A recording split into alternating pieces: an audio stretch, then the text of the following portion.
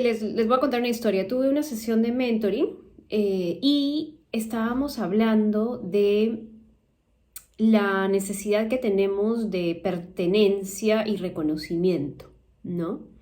Y justo esta persona me preguntaba, ¿no? O sea, ¿cómo hace uno para caerle bien a todo el mundo? Y mi primera reacción fue decirle, ¿y por qué quieres caerle bien a todo el mundo? Y claro, y me acordé de la pirámide de Maslow y de cómo el ser humano, mientras va cubriendo sus necesidades básicas, va queriendo otra serie de expectativas, bueno, en general en la sociedad que nos han impuesto a lo largo de nuestras vidas.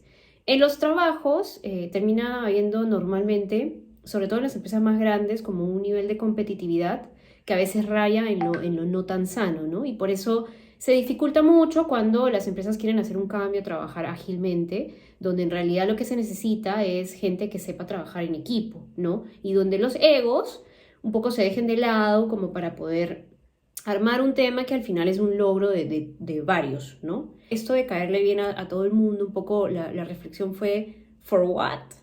Y definitivamente no se puede, o sea, está comprobado, no se puede. Entonces, como que un poco la reflexión fue, no le pongas más pensamiento a ese pensamiento que justamente lo tienes que dejar ir, ¿no? Ahí en mi espíritu de coaching que sale a veces de algún lado. Volvemos a la pirámide de Maslow y esta necesidad de pertenencia que tenemos, la necesidad de reconocimiento que tenemos, pero normalmente está súper motivado desde afuera, ¿no? Es como los perros, ¿no? Si tú le enseñas a darte la patita y si lo hace bien, le das una galleta, ¿no? Él aprende de esa manera, ¿no? Lo mismo pasa con los seres humanos, ¿no? Mientras más palmas en la espalda, mientras más alguien te reconozca públicamente, ¿no? Como que es un tema de ego y de narcisismo, ¿no? Como que crece. Pero finalmente, pensando en esto y pensando un poco en las organizaciones, yo sí creo que falta un poco más de rebeldía. Falta rebeldía, pero rebeldía llevada en positivo. Es decir, gente que deje de querer tanta aprobación y reconocimiento tal vez de alrededor, o sea, que ese no sea el objetivo que tiene, sino que tenga un objetivo más trascendental de hacer un cambio que beneficie a una audiencia, ¿no? En mi caso, por ejemplo, pensar mucho en el colaborador, en lo que necesita, en lo que podríamos darle, ¿no? Es un reto interesante, ¿no? El que tenemos en las áreas de talento y de gestión de personas. Pero más allá de eso, lo que sí me gustaría ver un poco más es esa rebeldía llevada en positivo, ¿no? O sea, gente que con buen sustento no tenga tanto miedo de caer mal o de perder la aprobación de alguien, ¿no?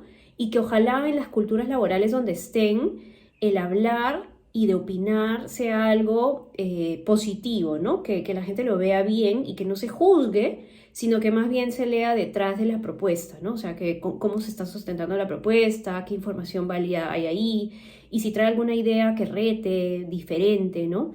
Entonces, es muy cultural en las empresas que eso sea permitido, pero más allá de eso, creo que o sea, ya estamos adultos, ¿no? O sea, ¿hasta cuándo va a seguir existiendo en las organizaciones la necesidad de ser tan egocéntricos o narcisistas, ¿no? O sea, ¿por qué tenemos que buscar reconocimiento externo siempre?